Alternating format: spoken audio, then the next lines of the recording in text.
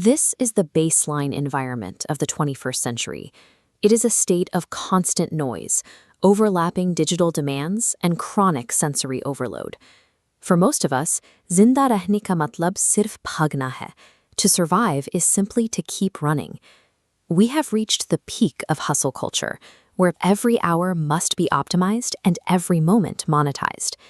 In this environment, your worth is tied entirely to your output. If you stop producing, you feel like you've stopped existing. Even religion failed to provide a sanctuary from this pressure.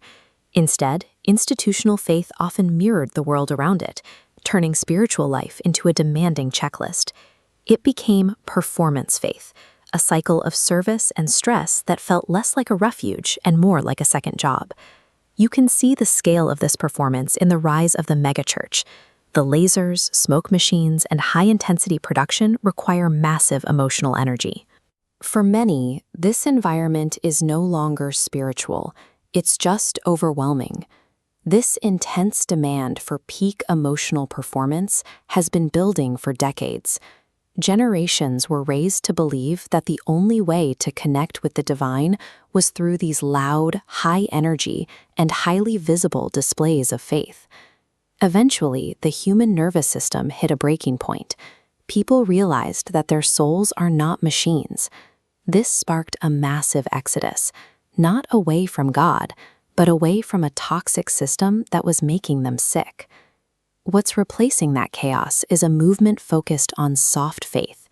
It is an evolutionary adaptation redefining spirituality through the lens of warm minimalism and personal peace.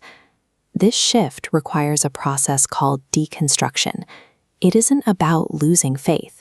It's about carefully discarding the parts of religion that were built on shame and fear, the purity culture and rigid dogmas that no longer serve the soul. As the theological pyramid collapses, the vertical hierarchy is replaced by a flat, horizontal web where every voice carries equal weight. These networks thrive on radical inclusion. The gatekeepers are gone, and I don't know is a valid spiritual position. By stripping away the heavy baggage of tradition, faith is transformed. It is no longer a heavy backpack you have to carry. It is a soft place to land. This shift changes the physical geography of faith. Huge stadiums are being traded for the intimacy of a dining room table. These micro-communities find the sacred in bread, coffee, and real unscripted conversation. The hour-long sermon is being replaced by breath prayers, short, ancient phrases repeated in rhythm with your breathing. The goal has shifted from absorbing new information to achieving physical stillness. There is a biological purpose here. These practices are designed to regulate the nervous system, actively lowering the heart rate and calming the fight-or-flight response that defines modern anxiety. This merge of science and spirituality has made mental health a central pillar of faith. In this movement, therapy isn't a sign of weak faith. It is an essential spiritual practice. When you prioritize this kind of psychological regulation, you are doing more than just feeling better in the moment. You are doing of ensuring that old, high-pressure religious cycles stop with you. A regulated inner life naturally dictates a new way of moving through the outside world. This movement has resurrecting the Sabbath, not as a legalistic rule, but as a digital detox. It is a strict boundary that shuts out the 24/7 demands of corporate productivity for a full 24 hours.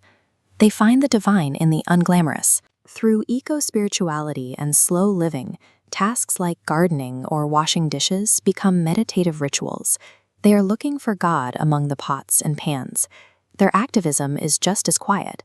Instead of joining the loud, aggressive debates of the culture wars, they focus on local mutual aid and ethical consumption. They are changing the world by planting small, sustainable seeds. In a culture that demands constant noise and perpetual output, the simple choice to exist without producing anything creates a friction that the system isn't designed to handle. Traditional leaders often view this shift with panic. They criticize it as a watered-down gospel, a form of privileged self-care that lacks the necessary hardship and commitment of the institutional church. The movement ignores this pushback by applying a fruit test. They judge the validity of their faith solely by its outcomes. Are they becoming more peaceful? Are they more kind? Are they more present? For them, the ultimate proof of a successful faith is the measurable breaking of inherited patterns. They aren't seeking theological perfection.